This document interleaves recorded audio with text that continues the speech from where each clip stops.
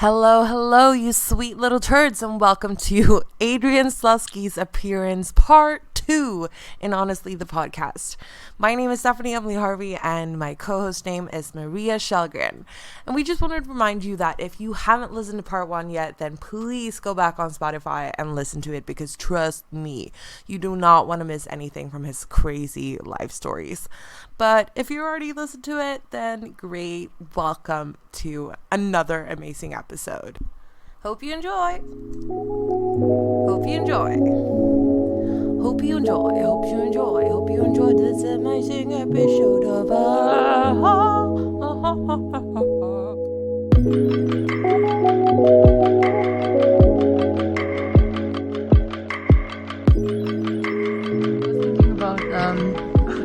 the Stanford prison experiment? Yeah, I've heard about it.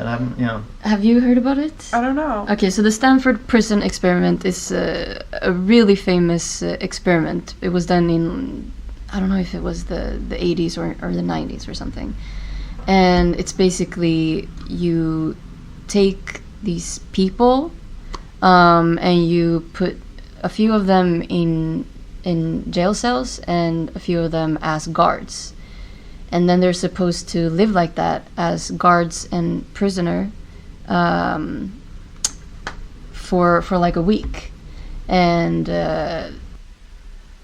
okay, so the thing you said about the world not being evil or people not being evil, it made me think about the prison Stanford experiment done in 1971.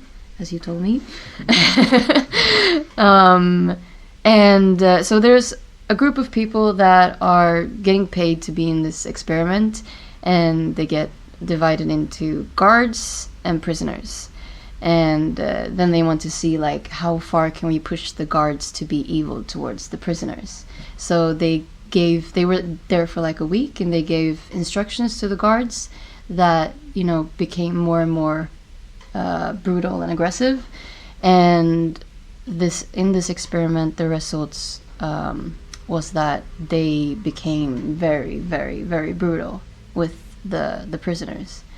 But I saw this documentary that made a similar experiment but made a few changes, because first of all, they didn't do any personality tests on the people that they brought in for the experiment, so they could have brought in, whoever.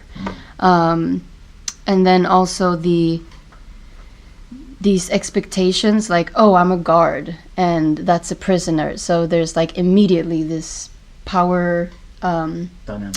Yeah, power dynamic and expectations on the guards to act in a certain way. So when they did this experiment again, they put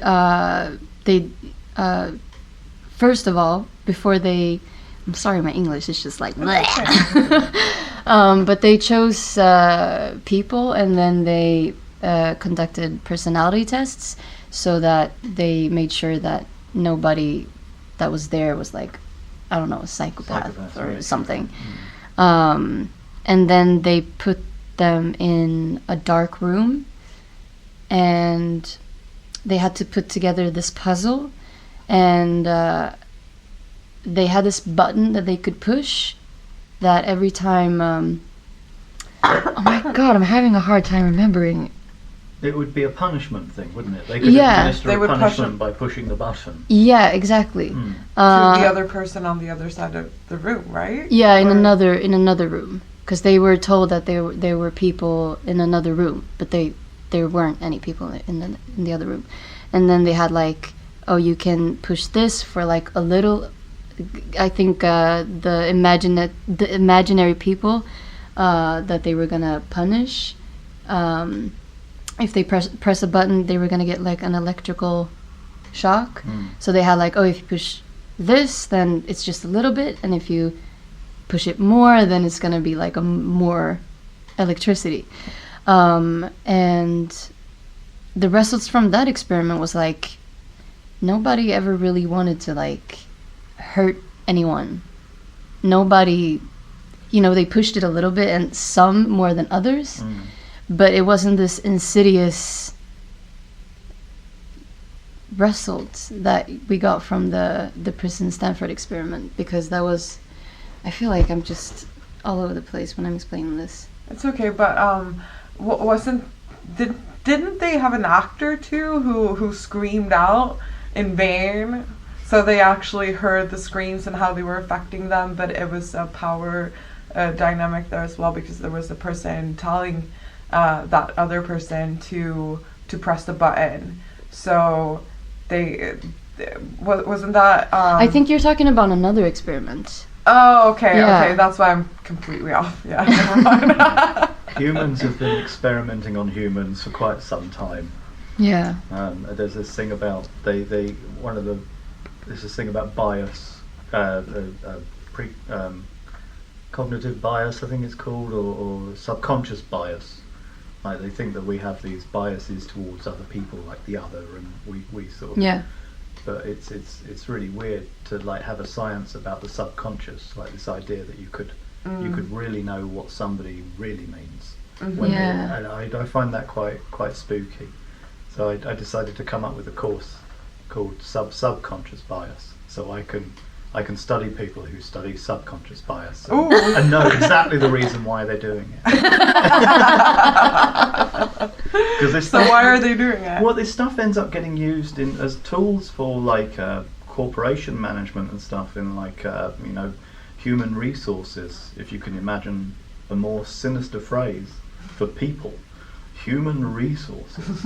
Wow. And we've got away with that as a phrase, and we're completely fine with it. It's just like I grew up. I've never thought about that. Well, I grew up in a world where we watched programs on channels, and we think for ourselves. You know, Yeah. Like we were aware they were called programs. We were aware now they're called channels. It wasn't as like so clear back then. You just accepted them as the words. Yeah. So how words work is one of another interesting aspect for me. Yeah, I love the history of words. Like the word orientation, I found out. The word orientation, it means knowing. The word orientation means knowing where the orient is. It's a sailing term, like for nautical, like for boats. Oh. So you're on a ship. If you know where the Orient is and you know where the North Star is, you know where food is and home and not certain death in all the other directions. So when you're oriented, you have a kind of fixed point that you can then navigate with. So when you're disoriented, it means that you don't have a place to start from. You don't know the first footstep. You have no confidence in the first footstep if you're disoriented, because you don't know it's the right direction. Yeah. Being oriented means like having some faith in the first step in a particular direction. And another one I liked was the word sin. Is an old biblical word. Obviously, people talk about being in sin, but it comes, I think, it's from the ancient. I think it's from Greek. I'm not an expert on this stuff. I just find it interesting. In Greek, it means to miss the target in archery. So, the idea that we're all sinners means that we haven't always hit the target. Wow. And when you fly an arrow, your arrow to fly true. So if your arrow flies true and hits the target, it's not a sin. So when you take a shot at your life, you orient yourself and you take a shot at the target, and it's not a sin. So contained, it seems to me in the language of Christianity, which is where I'm going to go with this, is that heaven is a word that has its roots, it shares with the word harmony. And the word hell is an old English word that means to build a wall around something. Like if a castle or a fortress was held, it meant there was no getting in or getting out. So it's like a psychological description about boundaries. You're either you're either contained within yourself or you're in tune with everything. It's this sort of this dichotomy about the difference between between liberty and security. And you can see it manifesting itself in the world now. Like I thought it was very interesting when Brexit happened and Trump happened. Yeah. Because that's an Anglo thing. That's an English thing going on there. They're both English language speaking countries, and I think that when you have this idea of liberalism and conservatism, liberalism is all about being free. Yeah. And so it has all that stuff with harmony, but back in the 60s, hippies would accidentally start fires in barns by having parties, getting stoned and lighting candles, so you can free yourself to death, right? It's very possible to do that. So you get conservatives going, don't light candles in my fucking barn, please. I let you sleep there out of the goodness of my own heart. And so conservatism is another word that gets a lot of bad rap these days, because it's always associated with the stuffy old people that are trying to keep. But the word, we like the idea of taking care of the planet, and the word is conservation. Yeah. So to conserve the planet, to conserve the state, to conserve society is the idea of, well, we've built it this far, do you think tearing it down's a smashing idea? Well, we just want to be free and smash all the walls down. And it's like, well, some of those walls hold up the ceilings. Yeah. And that kind of liberalism is like, so there's like a tug of war between the temperaments. Yeah. So with Brexit, it was this idea about, oh, we want our own individual autonomy. And then the other one was like, oh, we want to be in harmony with the neighbours. Yeah. So the temperament is revealing itself, and I think what it is like a magnified manifestation of the contradictions that we've experienced in our own lives, which is the difference between freedom and fairness. Like, if you're free all the time, you will definitely be unfair somewhere, and then somebody will come in and go, hey, stop it with that, and they'll be the conservative that's getting in the way of your freedom, but they're acting on behalf of fairness. Yeah. And then you try to be too fair and you lose all your freedom, basically, because you're always having to consider what other people are thinking and close your walls around you because of it. So it's there. There's a psychological temperament living itself out in the culture that I think is solvable. Do you think conservatism is living by its own meaning? If that makes any sense. Well, there's actually good. It's good that you asked, because I have actually thought about that already, and it's like there's a joke going around about communism, and it's like real communism's never been tried, and people say that because every time they've tried communism, you've ended up with massive death camps and massive slaughter, and it's going, well, that's because it wasn't real communism, and as if that's a convincing argument. It's just like it's not. But with conservatism, I would say real conservatism's never been tried either. It's like, if you're conservative and you care about the world, then what the fuck's all this business, corporate destroying of the environment all about? Excuse me, no, you don't get to have the moral high ground by saying no to dangerous things, because you're committing a danger by not being the conservative. You're not taking the shots and being true to your heart, and you're committing sins, you fuckers. Sorry. But this is it. I know. I think I've been a witness to liberalism and conservatism from right in the middle, and I think that's the ground on which I'm standing. I think I look at it and I go, I actually see the moral entrepreneurship of both directions. You're still a free thinker. There was a thing. Well, I think everybody is. You're all free to think. Well. Oh, think away.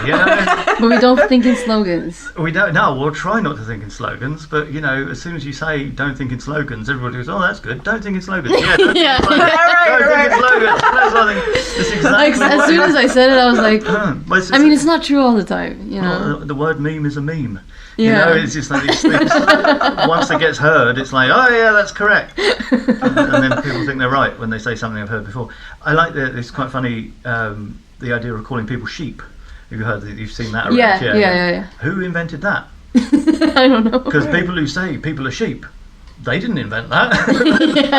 They sound They're like just sheep. following. The ones who said sheep. That's good. I like that. I'm going to use that as if it's my own. Something was on the tip of my tongue. A perfect example was we talked about it a while ago in the office. Was the as a demonstration of what I'm talking about. In America, everybody knows that you have these two really major issues of gun control and birth control. Right? Now, the Conservatives want gun control to preserve liberty, and they want to get rid of abortion to protect children. And the Liberals want gun control to protect children and abortion so they can have liberty. Wow. That's insane. Wow. Right? So it's temperament. Wow. It's feeling, it's mood, it's interpretation. It's got Yeah. nothing to do with being telepathic about the other bastard. Nothing to do with it. Yeah. It's interesting, isn't it? Yeah. That one alone is, for me, is enough to make my just jaw drop and go, stop it, guys. Yeah. Stop it. You're being maniacs. You're being utter maniacs. You know, it's just like the whole, you know, it's they've branded freedom over there. It's a brand. Freedom has become a brand. Yeah. And it's got so much legislation behind it. And Yeah. and it all makes sense. I mean, the story of America, there's obviously more than one. Yeah. Some would say it was when the natives discovered the white man. But it was like the Europeans went over to America thinking they'd discovered the promised land. They had a whole religious thing going on, like freedom. They got away from like religious like persecution and stuff, and they got God helped them. All right, and then they came over with all their diseases and stuff like that, and bad things happened. And then they brought a lot of stolen people with them as well. All of this stuff, and then we're supposed to like move forwards because George W. Bush once famously said, "The past is behind us. I think we can all agree on that." Which is really helpful when he was bombing Iraq. Thank you for saying that. Oh, it's just bombed now, isn't it? Actually, I'm reminded of another one now because of that era. Tony Blair, before the Iraq War started, I don't know if I read it or I heard it, but the way I tell it now is that I do a little Tony Blair impression, which I'm quite pleased with. He said, "I saw the protesters all protesting about the war, and I saw a sign that said, 'Listen to the people, Tony.' Well, I listened to the people, and they're all saying different things."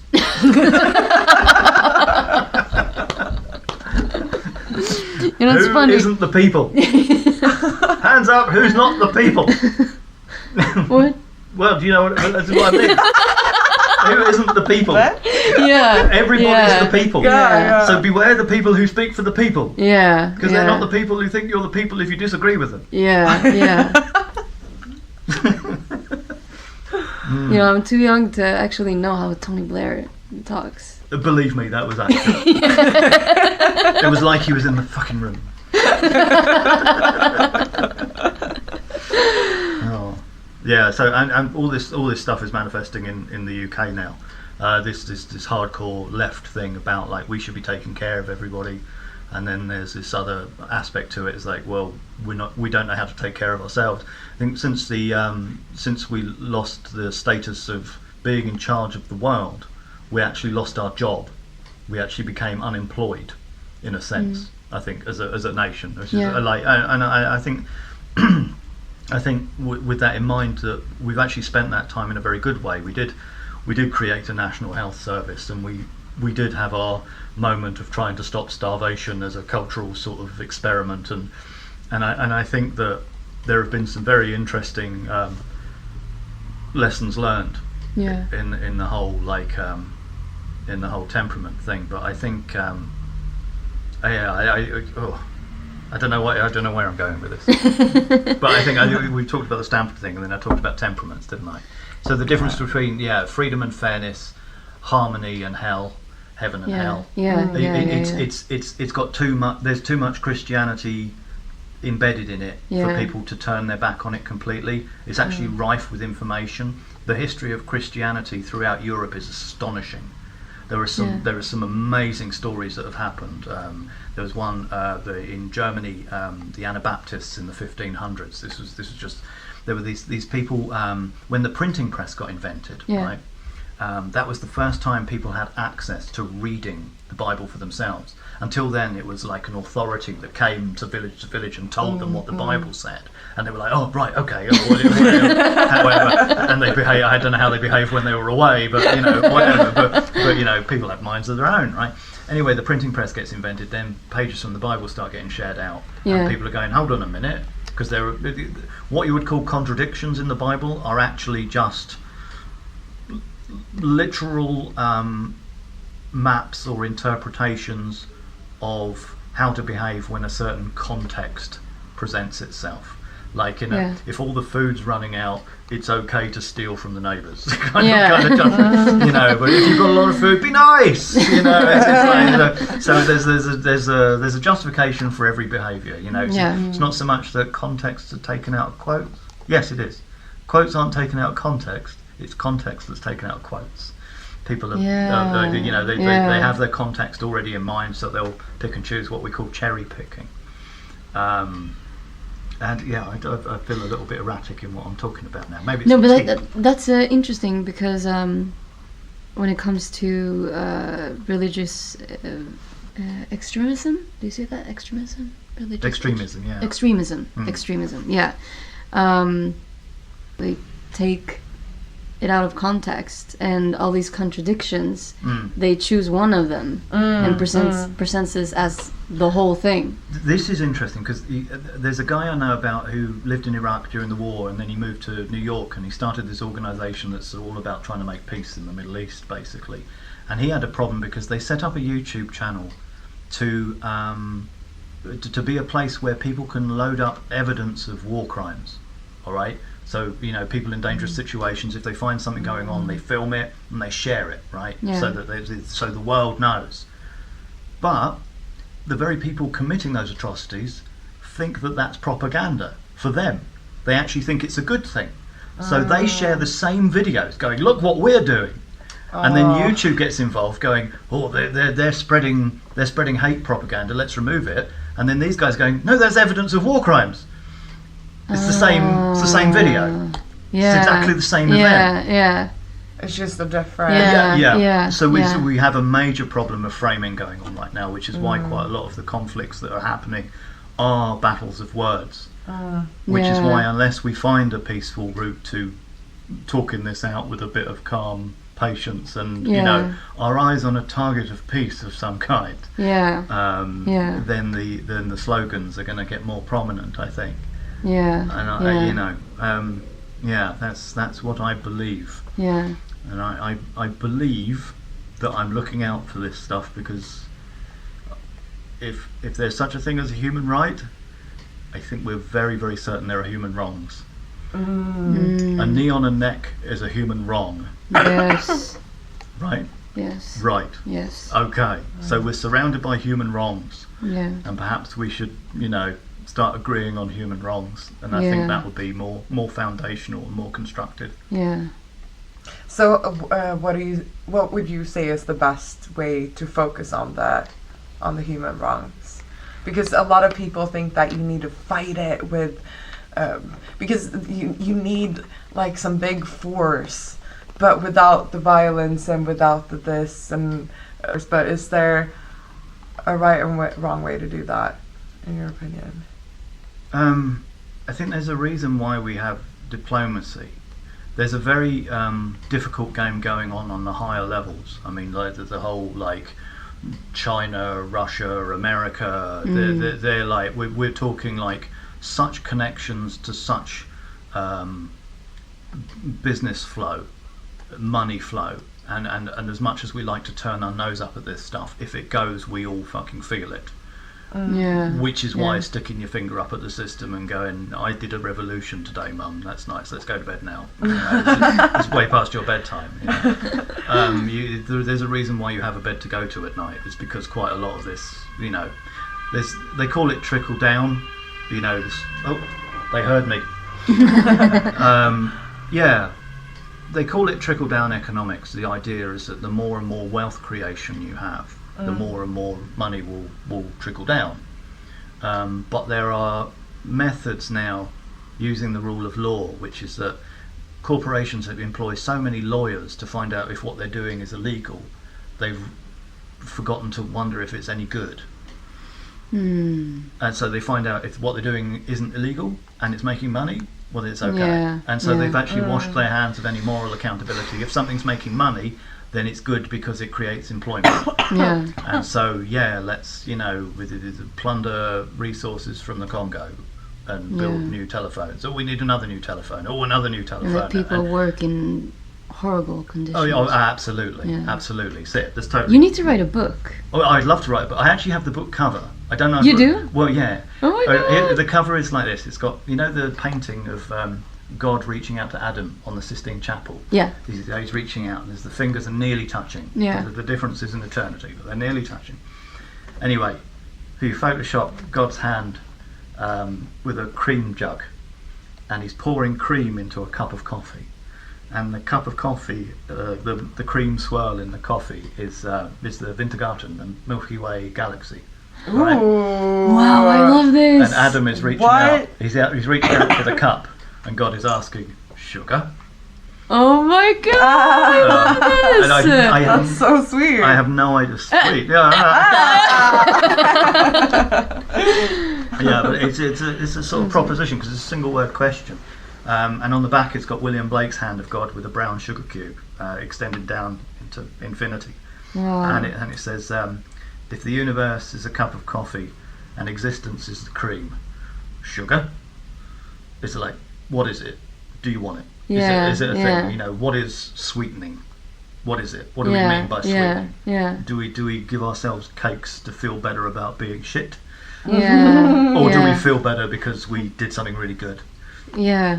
We didn't eat a cake instead, kind of thing. I eat cakes. I'm completely guilty. Yeah, I was like, I'm a sinner. I'm a sinner. I'm a great moral entrepreneur. Eating my cake away. I'm gonna write that on my SUMA. Moral entrepreneur. No. Okay, so I really want to know what happened. You moved in with this girlfriend. Oh, yeah. Yeah. And she had this boyfriend who was Boyfriend? the ex-boyfriend. Oh, ex-boyfriend. The Okay. boy racer, right? Oh yeah, the boy racer. Yeah. And she'd gone an extra stage with me in bed than he'd ever got with her. But yeah, he used to like rev his engine outside my bedroom window at night and stuff like that. Really? Oh my God, yeah. And then one night he would often chase us. We'd have car chases. Like she'd be driving and then he'd turn up and follow us around and stuff, and he'd get other people to follow her around as well. What? And I I never knew what to do with this kind of stuff. It was like, what is this? This is weird. This guy doesn't know how to take no for an answer. It's like, what's going? But the thing is, I found out she wasn't saying no. She was seeing him as well. Oh. So she was just randy, Bad girl. randy teenage girl. Don't You do know, that. that was Wow. it. You know. Yeah, so basically there, she was encouraging him, and I didn't know, and all this sort of stuff. Anyway, so he followed us one night, and I found out that he'd never been to bed with her, and he pulled the car up in front of us, and so I had a condom in my pocket, so I took it out and I unravelled it like this, and then he leaned in the window and I went threw it into his face. It was after months he'd been following us around, waking me up at 3 a.m. by revving his engine outside. I see a pattern here. Yeah, I First noticed they comes that. cutting down the condom. Yeah. You're just like throwing. You wait for the right moment. I'm filling a condom with confetti right now. Who's the next victim? Read into this, Trump.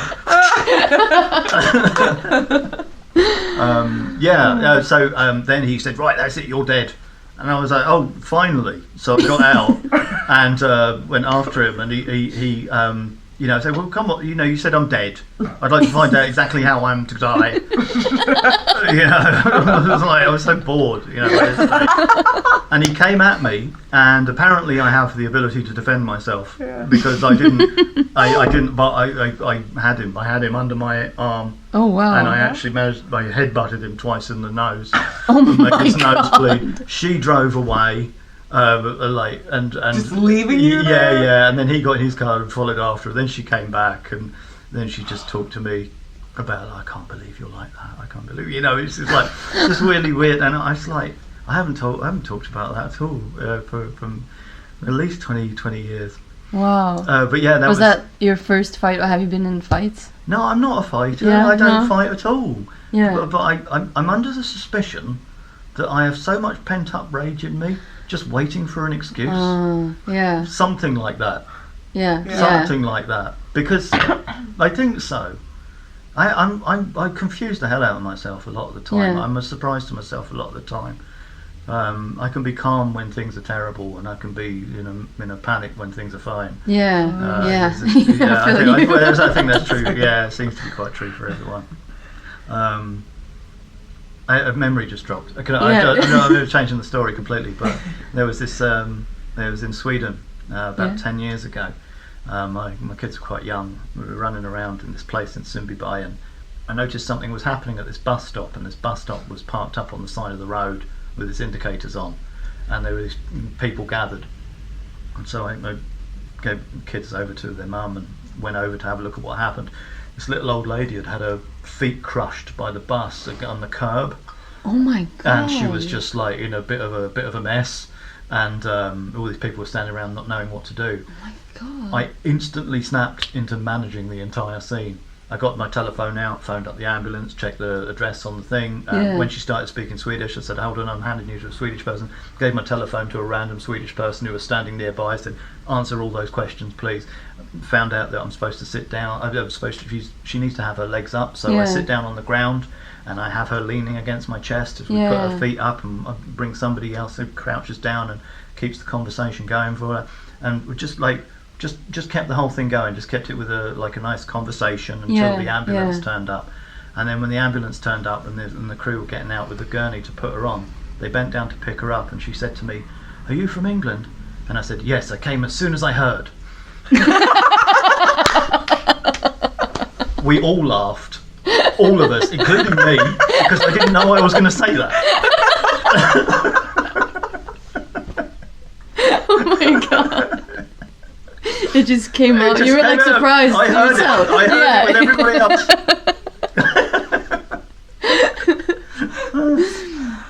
But it's like in those situations, not that I have been run over by a bus on my feet, but in those situations to have people there that just like immediately just they're there and they know what to do. Yeah, I didn't know that was me.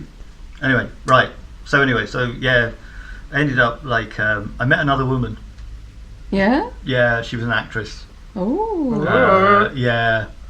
Turns out 24 hours a day, 7 days a week. That kind of actress, okay. I was working at a bank at the time, and I was on the customer care service line, and she was an actress, and I was very impressed with this because I've always loved movies. Like when all my childhood and teenage years, I was always watching films. So it was, they were kind of like parents to me. Yeah, I kind of learned quite a lot from wrong movies and things like that, what love was and all that kind of stuff. Yeah. And then I met an actress who was a friend, girlfriend of a friend and whatever, and she just met me for lunch one day and she said, "You like films so much, why aren't you working with them?" And it had never crossed my mind. It had always been something other people did. Yeah. So it was like, hit me right in the forehead. I was like, ugh.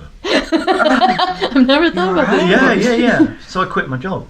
I quit at the bank, and I got a job at a video store, and started to meet a whole diverse range of people. Yeah. Because it was, you get the late nighters coming in smelling of suspicious herbs, recommending movies to me, and then before you know what was going on, a lot of them were bringing me compilation tapes and things like that, and I ended up meeting. Wait, what are compilation tapes? Audio cassettes with music mixes. Oh. So I could listen to new kinds of music and things like that. And then, what kinds of music was it? Everything. Oh, and anything I'd never heard before. Ooh. It was fun. Really. But to get introduced to stuff like that at that particular point in my life, it always felt like I've been catching up ever since. Like I'd missed out on something. I didn't know that music existed all the way through my childhood and my teen years. It was all pop culture and mainstream television, and then all of a sudden there's 98% of the world I hadn't seen before suddenly goes, "Hello," and it's like, "Oh, okay, I'm going to start my research now then." And I've been researching ever since, and I can't really stop researching or ever feel qualified. It seems like that. So that's the thing. Yeah. All right. So actress, yes, she had issues, big issues. She was violent. Oh. Really? Oh yeah. She was aggressive. Both physically and mentally. Yeah. Oh, well, she was. I would say that she was. She was very beautiful. and I think that having spent a lot of time with a very beautiful woman, I can see how it's both a blessing and a curse, because it, the type of attraction it generates, the kind of people, and the kind of decisions, and and that always that knowing how much you're wanted means that you always doubt the person you're with, kind of thing. There's a lot of that. She certainly doubted the person she was with the whole time she was with me, and I think she was cheating on me quite a lot and stuff like that. And she had a hell of a temper. She was Did it start right away? Did you see? Not right away. No, it started off being funny, and she found my humour funny, and then we moved to London together so she could work in. Get more parts in things, which she never did. And I got a job at the film industry within a month of arrival. I ended up working at a place, post-production site, where I was pretty much housed for the next 10 years, or just short of. Yeah, I got to work in the warehouse at first, then I got to work with sound syncing and transferring films, and it was just like, that's amazing. It was lovely. Best film school one could hope for, because I saw lots of expensive mistakes. It was really, really good. Yes. And how long were you together with? I was actually starting to notice a pattern forming. They'd both been 4 years. Okay. So Karen was 4 years, and Nikki was 4 year. Okay. So what do you think the deal is with 4 years? Like, why? I don't know. Yeah, I'm not. I never felt like man of the world enough to really. I didn't know why they were interested in me, either of them. Actually, I still to this day don't particularly get it. I don't know why they were with me at all. But that's crazy to hear, though. Well, I was a very different person then. I mean, I was very shy and retiring. You should see my passport photo from that era. It's a very pale, afraid, long-haired child in a sort of hunched position. So no, I really don't know why she was with me. She needed somebody far stronger than I could have been, I think she'd like me now, but she's missed out now. Yeah. She definitely did. She's with a billionaire now. Oh, really? In a castle, referring to her carp in the pond. Oh my god. Fucking loser.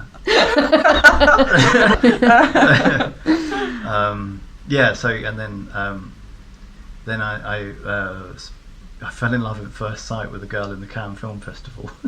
The what? At the Cannes Film Festival. Oh, really? I went to the Cannes Film Festival, and I was camping there in a town nearby. And I was just there, and because I had a job in the film industry, I had a pass that I could get into so I got to see a little bit of it.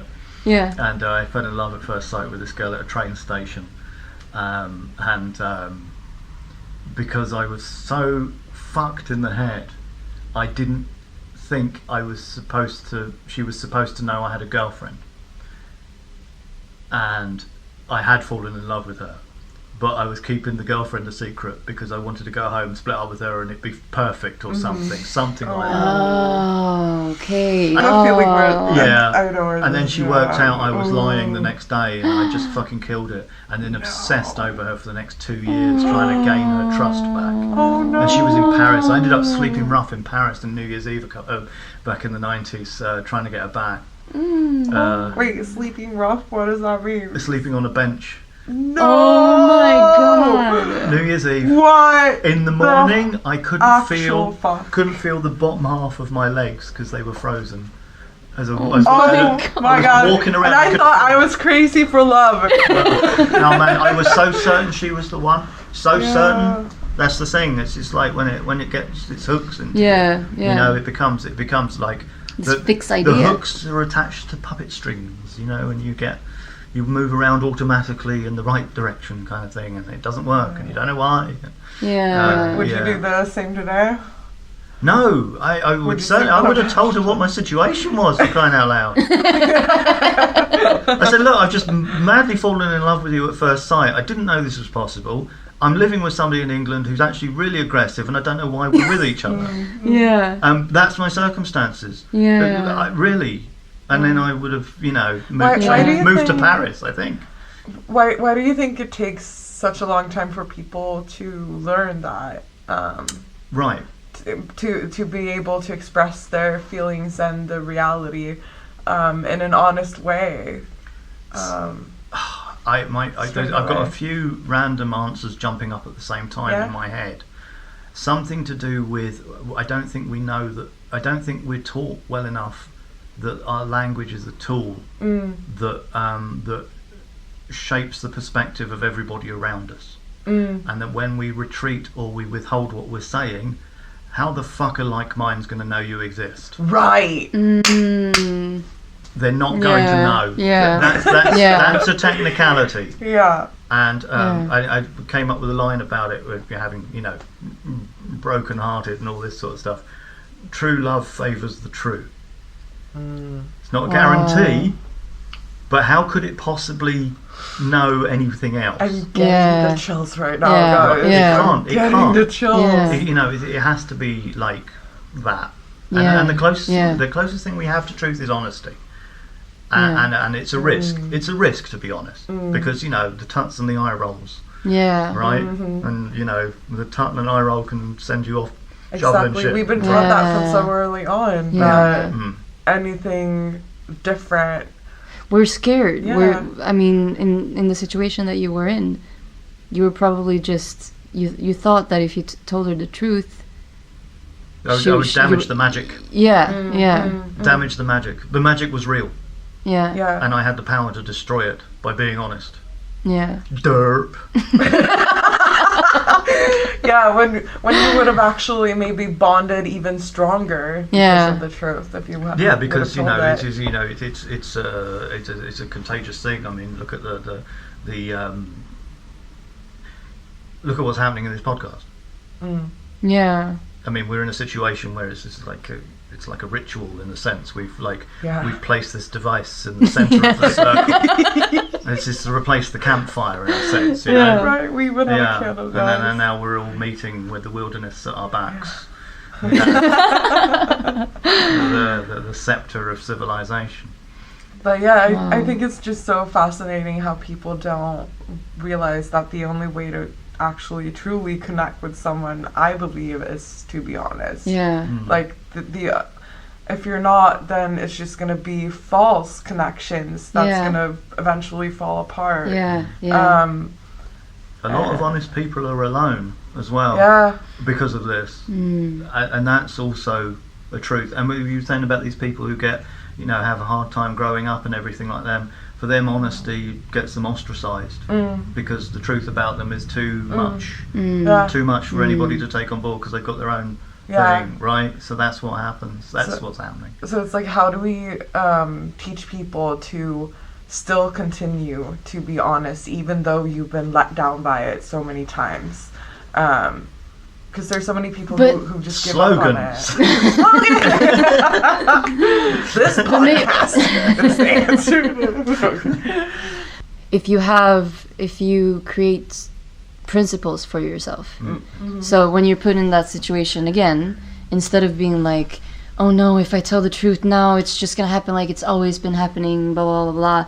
Instead of being like that, when you're put in that situation again, you're like, okay, I feel this way, it's scary, but I have this principle that I always tell the truth. I always tell the truth, even if it's scary, even if it means that I might lose someone.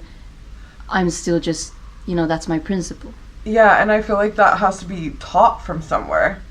But you can teach yourself. You have to, I think it begins with, I think, I've heard that this is psychologist Jordan Peterson. Tell the truth, or at least don't lie. Now, the truth is the opposite of a lie, I would say. I wouldn't say it was like an equation or a mapped out a thing to conform to. No. It's not lying. And if you come across something that tweaks your conscience a little bit, like you heard yourself say to somebody a lie, then you know you've just misinformed somebody about reality. Yeah. and when that person comes back to you again, they think something different of you. So your whole emotional chemistry is connected to that. There's, you know, there's a lot of reasons. I think that truth is the foundational value. I think it's a human universal. It's certainly like a universal of Christianity. You know, the truth will set you free is a famous thing, and my proof that truth is the foundation or the highest value that we have is how we feel about liars. Look at how we treat liars. Oh, he's a liar. He's lying. You know, look at it. It's savage. Yeah. And we also get controlled by the fact that because we tell little lies or we aren't honest all the time, we get corralled and controlled by the presence of the mob that hates liars. Just because you look at them badly for lying, it's not going to make the situation better in any way. You can still have compassion for them and still view them as just another human being that is not able to tell the truth because of some experience or something. And then it becomes else. a balance of like having to take care of yourself and not taking, you know, shit, but also, like you said, not, you know, have compassion for that person. There was something I was just about to say. I think I just dropped it. What can I add then? Yes. Because what you were saying about principles. Yes. Value. Yes. Truth. It's a principle.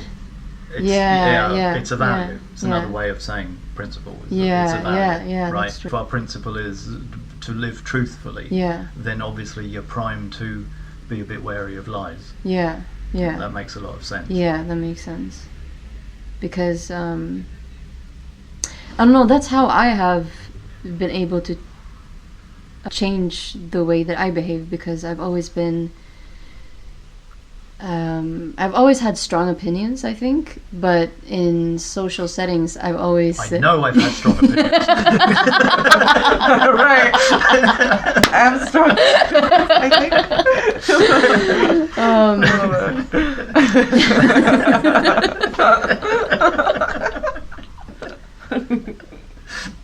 Yeah, so in social settings I've always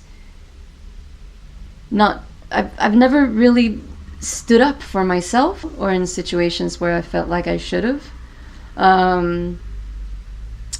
So I started to feel really, really bad when I was like 12 or something, because it felt like I had just so much built up and piled up inside of me that never got to come out in words or actions.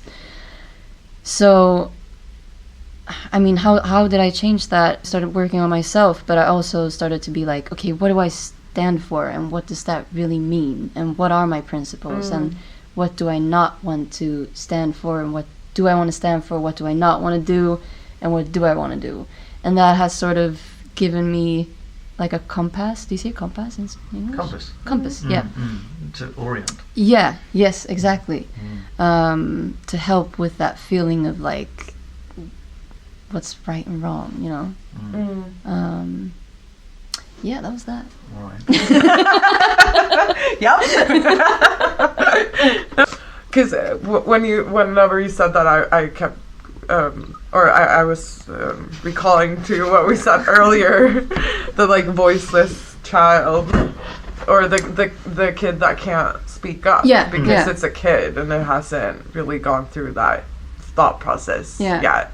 Yeah, because there's different stages in life to it as well. Like, I think that maybe you have to teach yourself that as you grow older. Yes, definitely. Because the conversations are changing and it's always getting more evolved. There's actually a physical explanation behind that process as well, is that when you...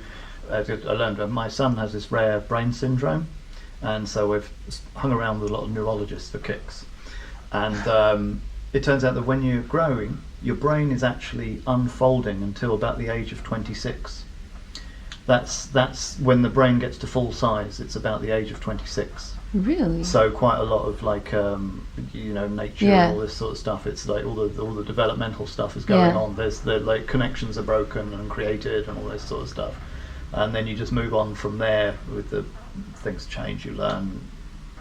You get routines that all that sort of stuff. But there's a developmental period until the age of 26 when the brain is unfolding. Wow. To a final state, which is interesting considering the law has come up with the idea of you're an adult at 18. Yeah. I think because it was one thing I found out, like in the 1950s there was a lot of movies made about teenagers, and the reason why is because up until then there was no such thing as a teenager, because children would go straight into the workhouses after education. There was no period of a child after education before work kind of thing. So a teenager became a named concept, and the reason I bring that up now is that I think this news about the brain unfolding until the age of 26 implies there's actually yet another stage of youth after the teenage years into the mid to the start of the late 20s. And I think we facilitated that by building a damn good, if not good enough, civilization to enable such a process. Enough playtime to get deluded and survive. There's a lot that catches us when we fall. And I think that's worth preserving. Definitely.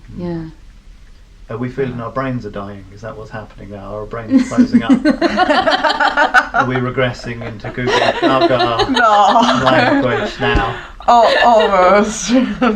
Oh, one thing I wanted to add, actually, I got an image when you were talking about like you have a principle, but when you have a rule, like if you behave one way that time, but circumstances change.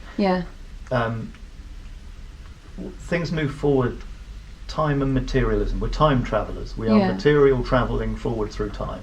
All right, like a Super Mario game. On a scroll, and it's pushing behind us at the back. You can't stop because it will push you forwards. So you have to either jump or duck and all this sort of stuff. So that's what's happening, metaphorically. Is that we're scrolling into the future.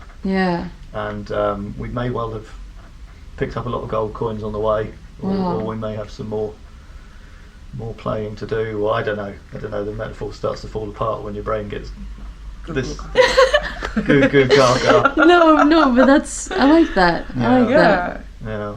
Does Mario ever trip and injure himself? Mario, and he never plums. He's a plumber who never plums. I don't know if you know. Yeah. I thought you meant plums, like plum in the water. Like, how do we know he's a plumber? Nah. Wow, what if the whole game would have been just that? Just plumbing. Just plumbing. Just plumbing. What a different world we would have lived in, guys. It's me.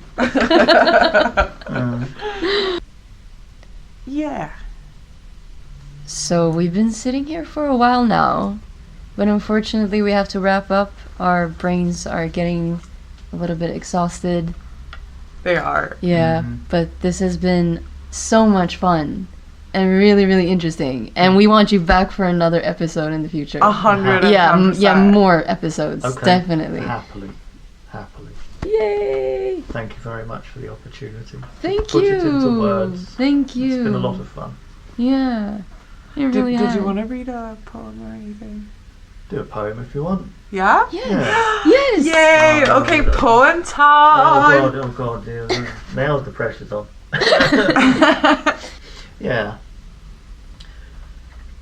There was an elephant with fascist tendencies and various exotic dependencies who kept his eye on that there King Lion, frustrated by his monarchic propensities. He made plans to overthrow, thinking the lion's popularity low, but he was discovered and his habits were uncovered, which was lucky. He was despotic, you know. The lion had him thrown in jail, figuring that was the end of that tale. But the elephant's allies filled the party with lies and the economy started to fail. The land dried up, starvation came, further waves in the political game. Survival of the fittest became survival of the shittest, and the lion took most of the blame. In jail the elephant saw in a glance that now was the time for his chance. He would use his selections of media connections and spin the lyre in a merry dance. So now the political tide was turning, as the populace were quickly learning. Hierarchy doth suck when you're down on your luck. Lion's kingdom was in need of a burning. The jackal, the vulture, the monkey, all put their support to the despotic junkie. Who will lead our land in need? I, elephant, he was out with one key. The elephant is now in charge, destroying enemies with the simplest of barge.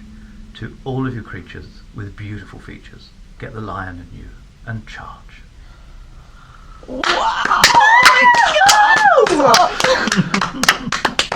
I want to have this on a canvas and on my wall.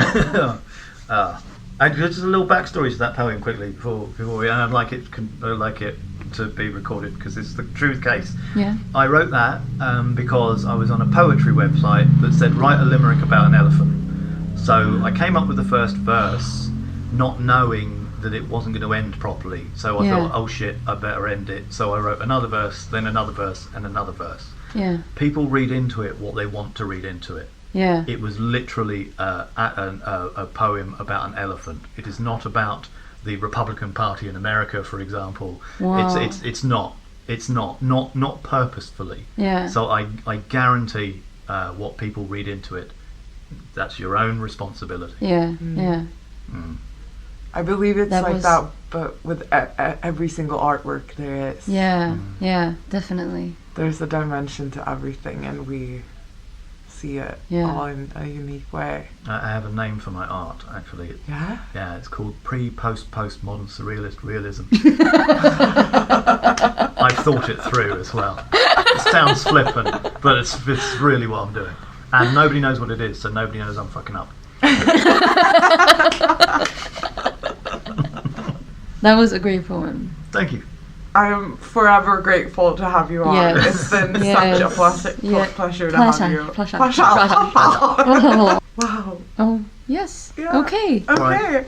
Do you have anything that you want to plug? I mean, you can do a Google search on my name. I've done quite a few performances over the years that have been filmed and stuff, and there's a little bit of my writing published here and there.